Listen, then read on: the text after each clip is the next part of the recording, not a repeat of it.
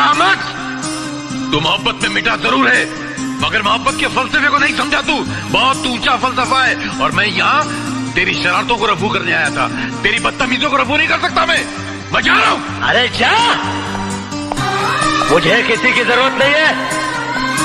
अरे जब मैंने अपने दिल में रहने वालों के जाने का अफसोस नहीं किया, तो घर से जाने वालों की परवाह क्या करूंगा।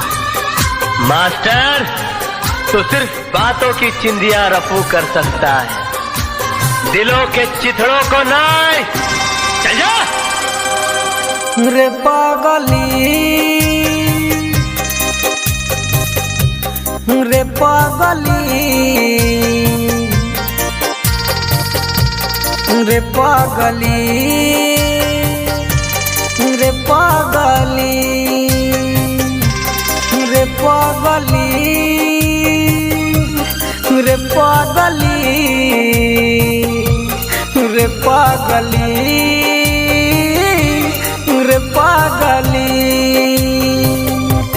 मिलब तो हसे तो बताई बरे कि कितना प्यार करीले हम।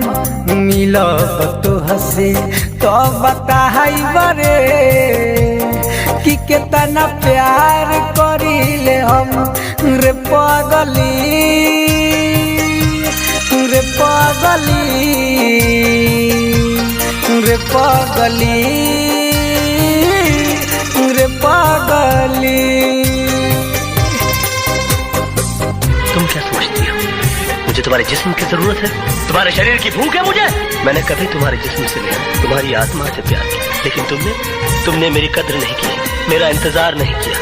मुझे किसी गुजरे हुए वक्त की तरह भुलाकर किसी और का हाथ थाम लिया। प्यार हम दोनों ने किया, मगर तड़पना सिर्फ मेरे नसीब में। तोह के कमाल मुबा, दर्द में बानी हो, ऐसन सजा हमके काहे दिहलु तुरानी हो।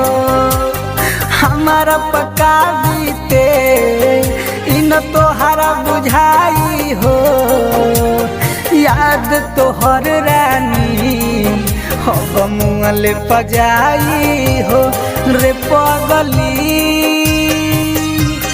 रे पागली, रे पागली, रे पागली। कृष्णा, तू करता कि नहीं? करता है?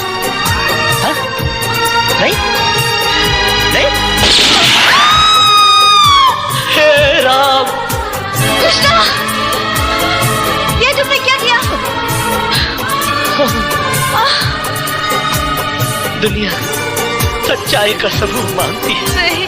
तोरा पीले तोहरा बिना कुछ न भावेला, याद आवेलू एतना अखिया लोरावा बहावेला। राइटर लड्डू सुन मनवा न लागेला, चंदन के अखिया में अब निंदियो नया हवेला।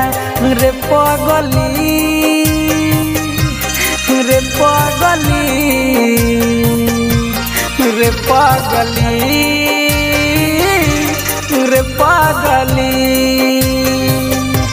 मिलब तो हसे तो बताई बरे कि कितना प्यार करीले हम।